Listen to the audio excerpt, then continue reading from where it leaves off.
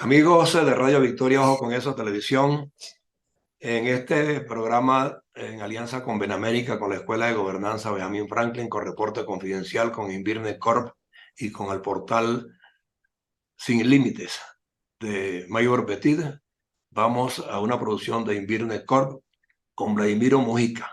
Él es vicepresidente de Benamérica, directivo también de la Escuela de Gobernanza Benjamin Franklin. Y yo siento que son organizaciones que de alguna manera han estado abocados a la defensa de la nacionalidad venezolana, de sus intereses afuera, organizando equipos de trabajo para cuando corresponda hacer proposiciones concretas. Pero yo quisiera saber si dentro de esos estudios y evaluaciones que se han hecho, se ha tocado de manera puntual el tema petrolero y el caso Citgo, por una sencilla razón.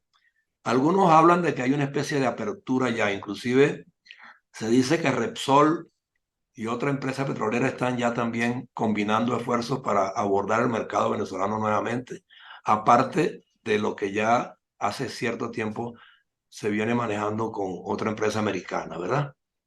El caso Citgo conjuga un interés primario, requiere de orientaciones claras, requiere de saber si se gana o se pierde. Algunos han hablado de que van a remate muchas acciones. O sea, ¿cómo vislumbran ustedes eso? ¿Se pierde, se gana, se puede salvar? ¿En qué posición estamos hoy día, Vladimiro? Mira, hola, José Antonio, y gracias por traer el tema de Silva. Yo te voy a transmitir mi enorme preocupación por lo que yo veo que es un tema que es de interés para la nación, es un tema importante, pero que no ocupa el lugar que debería ocupar en las discusiones, especialmente en el entorno opositorio, en lo que está haciendo la Asamblea Nacional. Eh, y yo te confieso que yo estoy muy preocupado por esa situación, porque allí quienes, quienes han dado un combate muy importante por la defensa de ese activo es un grupo donde está encabezado por Horacio Medina, que es el presidente de la Junta Directiva de PDVSA Ad Hoc, que fue lo que se nombró durante el gobierno interino. Y allí la situación, y eso es bueno que los venezolanos lo entendamos, es que Citgo está a punto de perderse. Está a punto de perderse. La responsabilidad inicial viene, por supuesto, del gobierno de Chávez y del gobierno de Maduro, porque Citgo es una empresa que simultáneamente es una empresa que tiene deudas importantes, y ya vas a ver cómo se llegó a esa situación de deuda, y a su vez que se ha ido desarrollando, ha ido creciendo como empresa y ha tenido resultados y dividendos importantes durante los últimos 2 años. Pero digamos, la situación original, hay que entender, para entenderlo brevemente, es que dentro de todo el grupo de expropiaciones que hizo el gobierno de Chávez, hizo uno específicamente una empresa canadiense que se llama Cristalex. Y eso abrió la puerta para que los abogados de Cristalex utilizaron un argumento jurídico que se llama, es la doctrina del alter ego. La República de Venezuela, Cristalex demandó, entonces la República tenía una deuda con la empresa Cristalex. Pero la doctrina del alter ego lo que significa es que si en un tribunal norteamericano, en este caso, se logra establecer que hay una empresa, en este caso PDVSA, que pertenece a la nación venezolana y que sigue instrucciones del gobierno, entonces no hay separación entre la República y la empresa. Entonces las deudas que tiene la República se le pueden trasladar a la empresa de acuerdo a la doctrina del alter ego. Es decir, PDVSA es el alter ego de la República de Venezuela, según esta doctrina. Entonces eso permitió, una doctrina vieja, pues que ha sido aplicada numerosas veces en los Estados Unidos, eso permitió que la deuda que la República tenía con Cristalex se le trasladara a Citgo. Y al mismo argumento recurrieron otras empresas como ConocoPhillips, que también la República de Venezuela tenía deuda con ConocoPhillips por el tema de la expropiación y el pésimo manejo que hizo el gobierno de Chávez de todo esto. Entonces, esa actuación original del gobierno de Chávez se tradujo en colocar en una situación de indefensión jurídica y financiera a una empresa importante como Citgo. A eso se le unió el que se dieron parte de se dieron como garantía para los bonos 2020, se dieron también acciones de Citgo. Entonces, ¿qué ocurre? Que en este momento tú tienes una empresa que simultáneamente ha ido creciendo y produce, y a la par tiene deudas que son muy importantes. Entonces, ahora, perdón, pero Ortiz, lo que produce hoy día Citgo sigue siendo menos que lo que generan las demandas como acumulación de deuda. sí, claro, como acumulación de deudas son superiores, pero digamos, las demandas son sobre los activos, son sobre las acciones de la corporación. ¿Ves? Entonces, a pesar de que la producción ha aumentado, eso no alcanza todavía para pagar eso. Entonces, ¿qué ocurre? No compensa. No llega todavía. Entonces, ¿qué ocurre? Que eso llegó a un tribunal de Estados Unidos, y el gobierno, sobre todo primero el gobierno de Trump y en cierta manera el gobierno de Biden, intervinieron para poner una protección ejecutiva por vía de la OFAC, que es una organización norteamericana, sobre Citgo, de manera tal que no se pudieran no se pudiera ejecutar la sentencia, y el embargo, todas las acciones sobre los activos de Citgo. Entonces, ¿qué ocurre? Que después de la defenestración del gobierno de Guaidó, que fue un error, no porque se hubiera sustituido, eso ya lo hemos hablado, no porque se hubiera sustituido a Guaidó, sino que se debió haber mantenido la figura del gobierno interino, pero se cometió un error gravísimo de dimensiones históricas en eliminar al gobierno interino. Y entonces se aumentó la indefensión de en relación a todos los activos de Venezuela. Eso se trató de compensar formando una comisión que se llama la CAPA, que es la Comisión de Administración y Protección de Activos de la Asamblea Nacional. Y esa es la comisión que en este momento tiene a su cargo todo esto, pero por supuesto con una debilidad mucho mayor que lo que tenía la Asamblea y el gobierno interino de Juan Guaidó. Conclusión, Citgo está en riesgo gravísimo de perderse, y este grupo pues, de petroleros, el actual presidente de Citgo, y el presidente de PDVSA, Medina a la cabeza, han estado haciendo un esfuerzo heroico, pero ese esfuerzo heroico no encuentra la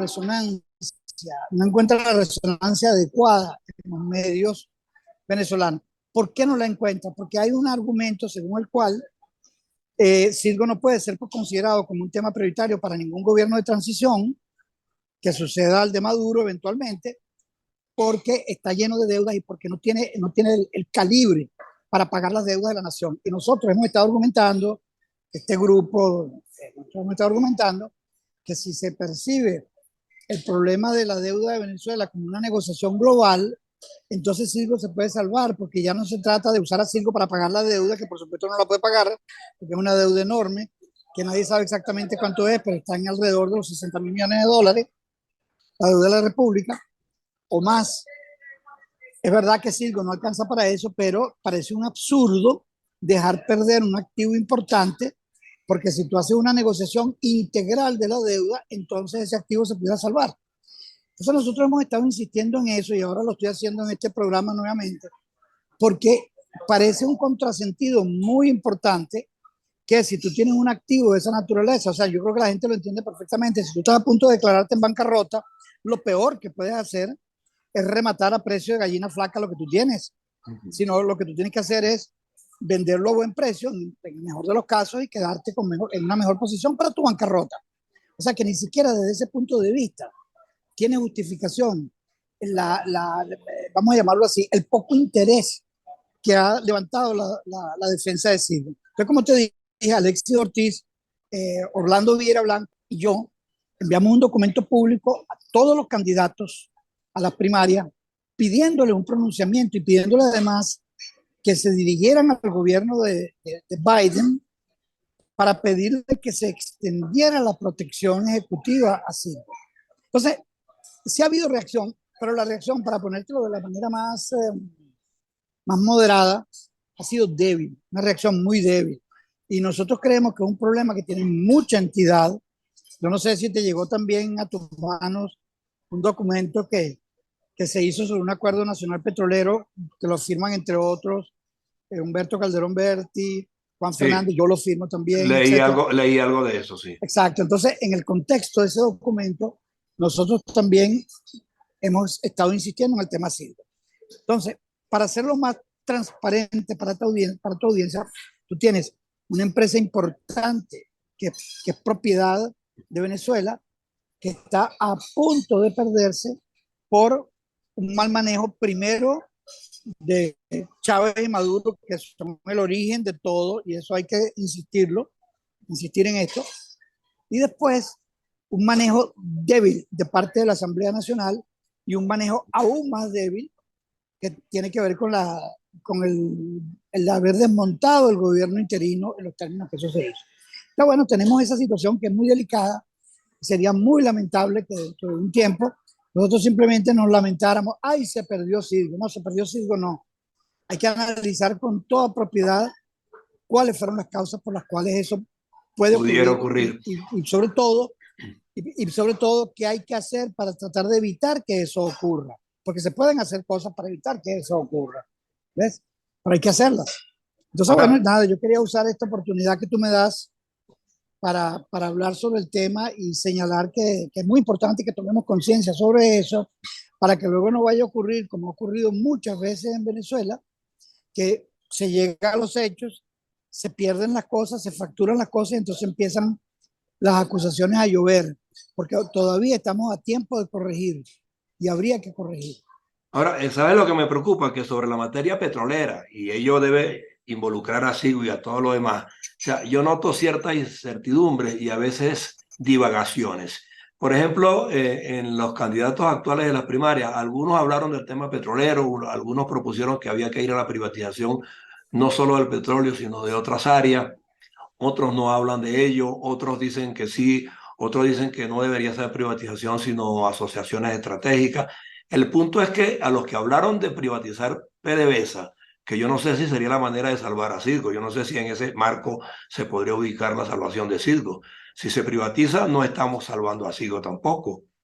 Entonces, a las personas que hablaron de privatizar, parece que leí por allí entre líneas que alguien decía que le habían prohibido que hablara del tema, que lo dejara fuera de las argumentaciones del día a día, porque ese no va a ser el enfoque.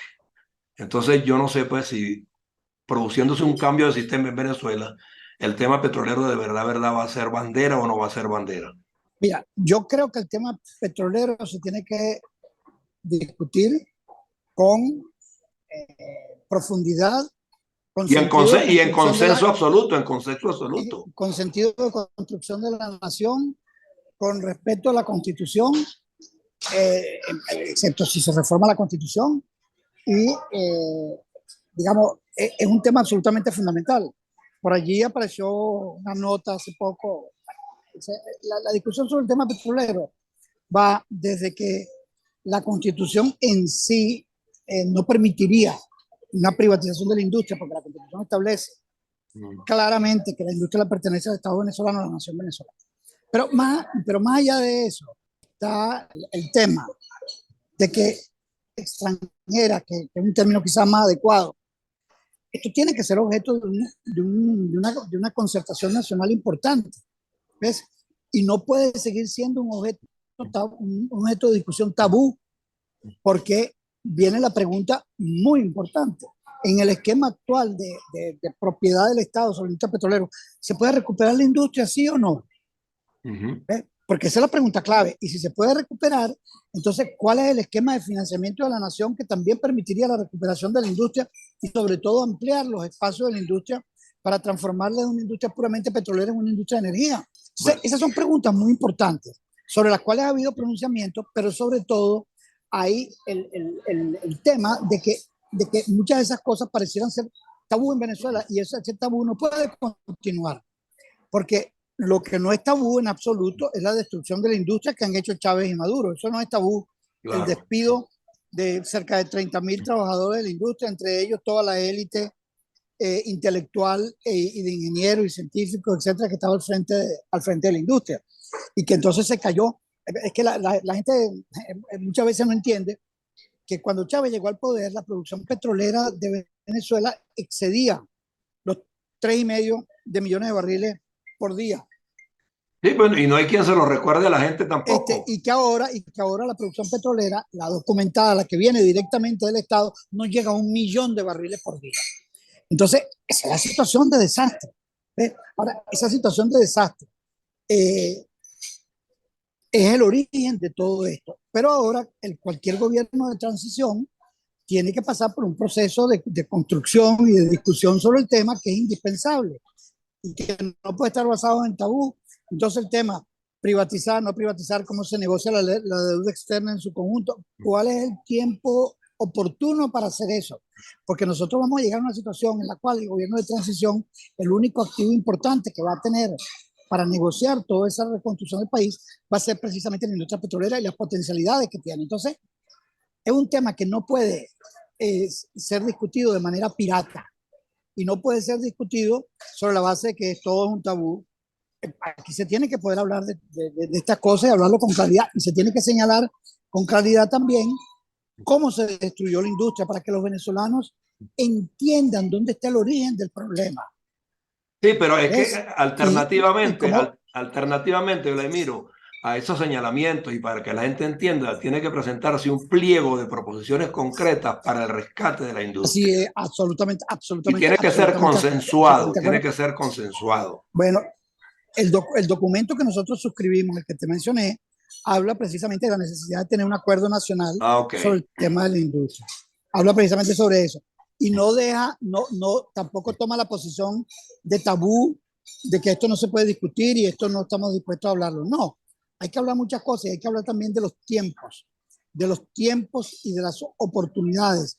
Y eso tiene que ser una discusión, por supuesto, que encabece el nuevo liderazgo nacional, quien salga candidato o candidata de la primaria y que se enfrente a Maduro, tal como está previsto, y que sigue siendo por supuesto, nuestro principal tema, que se salga de las primarias para poder abrir un espacio de reconciliación y de reconstrucción de la nación, donde estos temas se tienen que poder discutir con apertura y con sentido de Estado.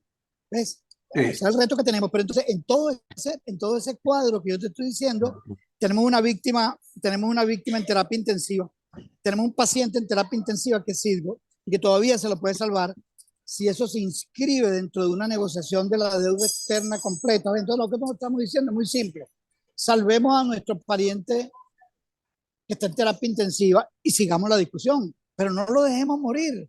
Porque no hay Por eso te digo, es que en este instante, Vladimiro, en este momento, es oportuno y principalísimo que el tema petrolero se ponga en boga, se discuta, se hagan foros, debates, de donde salgan conclusiones específicas para que quien asuma el reemplazo del régimen, si fuera el caso, tenga algo que mostrar. Tienes toda la razón. Y en el camino salvemos a nuestro paciente en terapia intensiva. Exacto. Bueno, de todos modos, tú sabes que esta plataforma está aquí con el propósito de que se debatan los temas en profundidad, que participen todos los sectores. Nosotros no le ponemos cortapisas a nadie. Radio Victoria, con eso salieron al aire con el propósito, pues, de canalizar aquí los mayores profesionalismos posibles, y por eso tenemos gente de la economía, del petróleo, de la academia, del sector educativo en general. Oye, porque nos interesa que es el de la salud inclusive, son temas que hay que tomarlos en cuenta porque es lo que la gente padece normalmente. Y del petróleo va a depender de que esos otros sectores funcionen bien porque son los recursos que hacen falta para catapultar el bienestar colectivo, mi hermano. No hay otra fórmula. Sin el petróleo no hay salud, no hay educación, no hay nada que valga. Porque sobre él fue que sobre el capital del petróleo fue que construimos todo eso que se alcanzó en la Cuarta República. Sí, pero ya la economía es otra. Bueno o malo. Y ya solamente con el petróleo no vamos a seguir existiendo. Y dentro de y dentro de 40 o 50 años o antes, las demandas internacionales. Pueden bajar. Entonces nosotros plantearnos este tema, nuevo conocimiento, es plantear el tema de la ingeniería, pero el tema de participación, investigación y desarrollo en los asuntos petroleros, cómo la universidad y los centros tecnológicos se acercan a la industria, cómo proponemos una nueva industria, cómo usamos el petróleo inicialmente para despegar otros espacios de la economía y la industria. Esos son los grandes temas que necesita discutir Venezuela. Y estamos obligados a discutirlo. Y te insisto, y en el camino salvemos al paciente que tenemos en terapia intensiva, porque no hay ninguna razón para dejarlo morir. Así es. Que esta discusión siga y salvamos a esta criatura. Bueno, esta tribuna está abierta para ese tema y todos los que quepan, y tú lo sabes más que nadie porque ustedes en Benamérica yo sé que tienen comités de trabajo y han estado de alguna manera aliados con nosotros desde un comienzo cuando estas plataformas surgieron, y ya hemos crecido, pero nunca hemos abandonado esos temas y queremos que sigan teniendo prevalencia el día a día en estas plataformas.